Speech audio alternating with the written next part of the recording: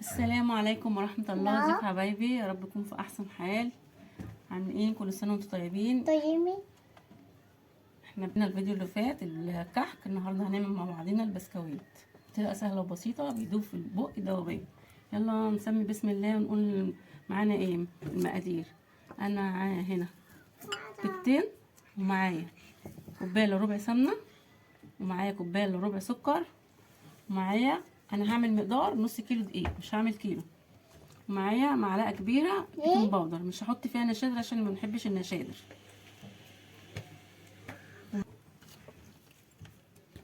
نبدا بسم الله. نفضي السمنه بتاعتنا.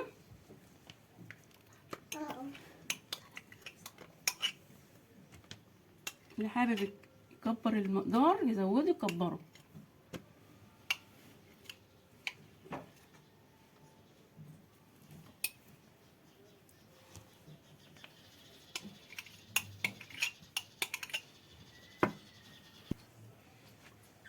نبدا ندوب السمنه بتاعتنا لغايه ما تبقى كريمه.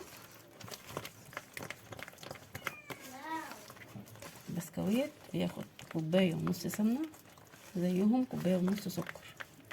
انا عامله نص المقدار، 4 بيضات كيلو. هنزل بالسكر،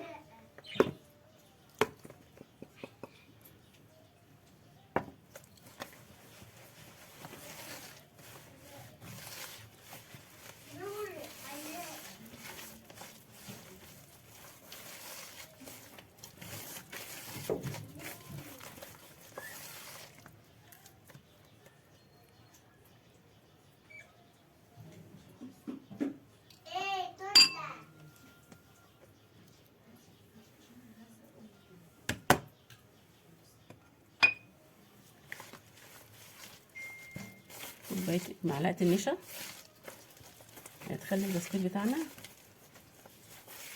ناعم وبيقرمش. انا بحب البسكوت بتاعي يكون مقرمش لان احنا بنشتريه.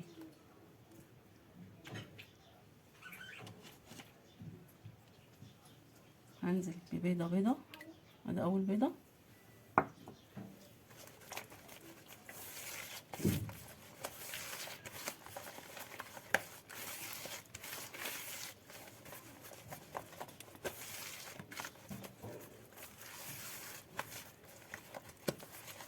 اختفت البيضه الاولانيه، احط البيضه التانية.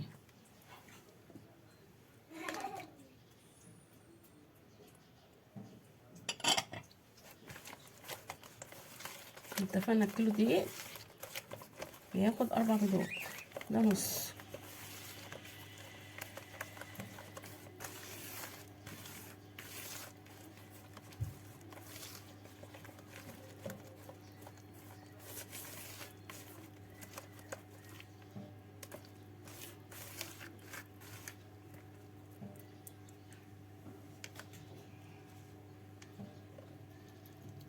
معلقه البيكنج باودر،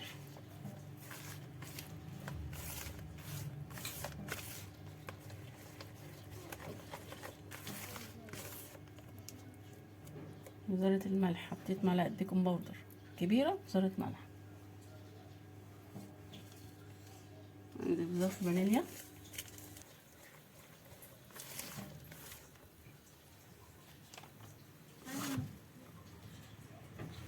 ضيف الدقيق،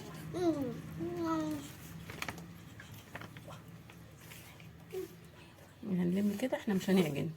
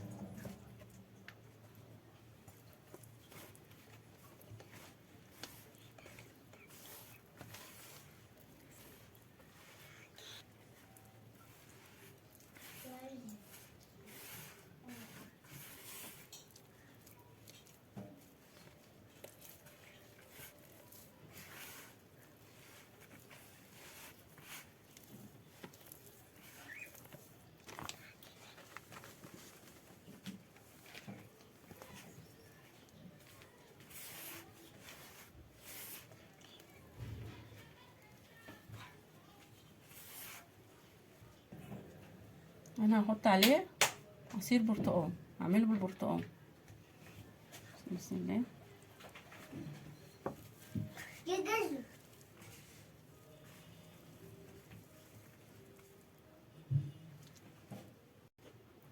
انا خلصت عجين البسكويت، افتحها كده، شايفين ملمسها؟ اعملها كده عشان لما ادخلها في المكنه تنزل على طول. هحطها في التلاجة تهدى شويه كده، نرجع مع بعضينا نقطعها.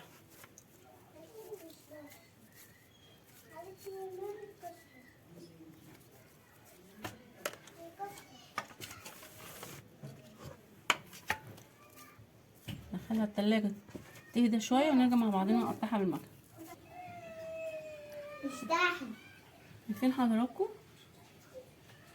بس عشان المكنه بعيد عن على الكاميرا. ونخلص بقيه الكميه نسويه مع بعضنا ونرجع نشوف.